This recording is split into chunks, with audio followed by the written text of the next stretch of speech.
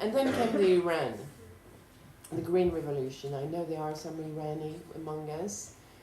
And that was a shock for me and a lot of people, because at Global Voices now, we've been sort of new media explorers and pioneers. We've been used for 3 years to sort of follow Twitter before it was the fashion. We've been followed, about blogs, so we knew our way, and we knew we could work miracle thanks to blog, sort of pressuring local police and police with video, with proof in video, with proof in photos. So you've done that.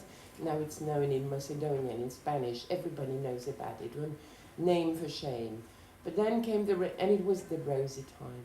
Those were the rosy times that came, finished with a crash with Iran, because there it was the moment where everyone, including Iranian Green Revolution protesters, were on the internet, on Twitter, and that was a drama because they were not savvy, they were not internet savvy, they could not protect their name, their reputation, and of course, the slash came. They were imprisoned, they were tortured, and that was the end of the rosy,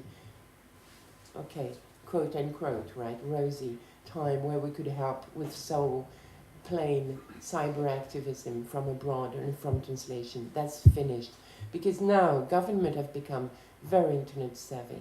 Now you've got filtering, now you've got dangers. Bloggers and Twitterers who, about Twitters, right? People, live tweet what is happening to them on Twitter.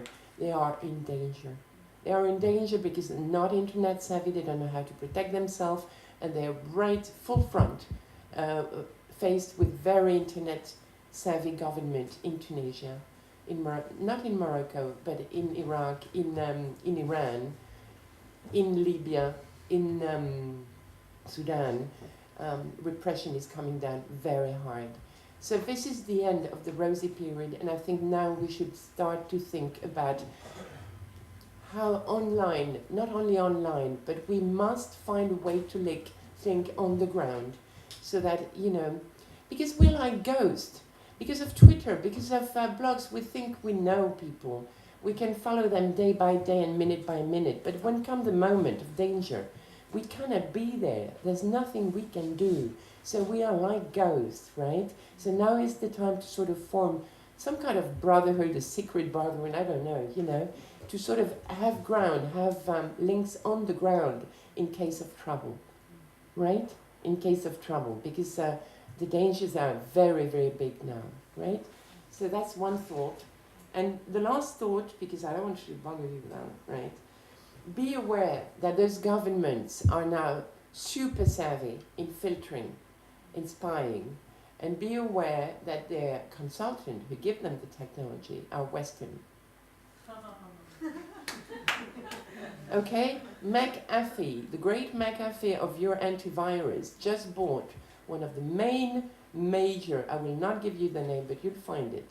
I've written an article in the supplement of Le Monde about censorship. You can find it. It's in English and in French online. They'll give you the name, okay? I will not give you the name, but European or American, both, technology, are at work with governments in MENA to filter, to spy, to censor, and to be very nasty. Okay, so be prepared to sort of dangers on that side. And there must be a sort of some kind of, online brotherhood, but there must be the equivalent so that people can know where to knock if they're in trouble. Okay? Because online life is wonderful, but it's not enough. It's like ghosts for the moment being. My last thought about, since the panel is communication, what can we do?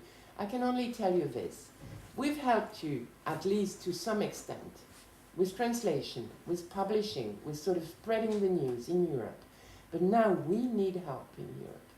We really need help.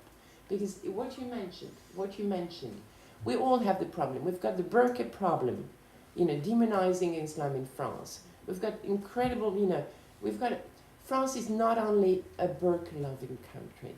Denmark is not only, if you look at the Global Voices in French front page now, today, there's an article, there's a blog post about immigrants in Denmark being offered 100,000 krones, that is called krones? crowns to just get out, right, by the populist left party, right? Get out is the message. Even if they're retired, we give you 100,000 Danish crown and you get out. In France, we've got all those wild talks about national identity. I mean, crazy things. In Italy, they've got a heavy load to share, with Berlusconi wanting to sort of smack immigrant out, you know. So you must, in MENA, if you can, in your position or in next position, when you'll be in the profession, if you're in your profession, in your neighborhood, just say that Europe is not only a headline that you see in the New York Times, the Financial Times, or the BBC. It's not only about burqa being banned.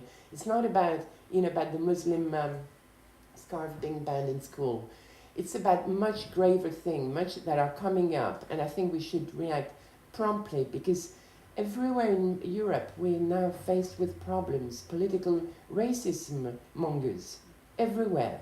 So I think we have now to house help, so that you, in your respective countries or spheres or neighborhoods, you must spread the news, you know, that Europe is not only that, it's not an island of prosperity, and that is just shaking migrants, you know, trying to shake migrants and Muslims from itself. It's something else that is happening. We have our own problem, and we're seeking help so that you can show Europe in another light, maybe in a Global Voices manner, meaning writing posts about if you're Arabic or of Muslim descent and in Europe or passing by Europe, write some blog posts and translate them in Arabic or in Copt or whatever languages, you know, is spoken in Turkish. We have an edition in Turkish. Do let them know what is the real life, and, you know, even if it's like fancy news or little news of nothing, get them accustomed with Europe. Because according to me, but I don't know, we are facing very hard time, and we are the one that I know helping, you know, asking for help.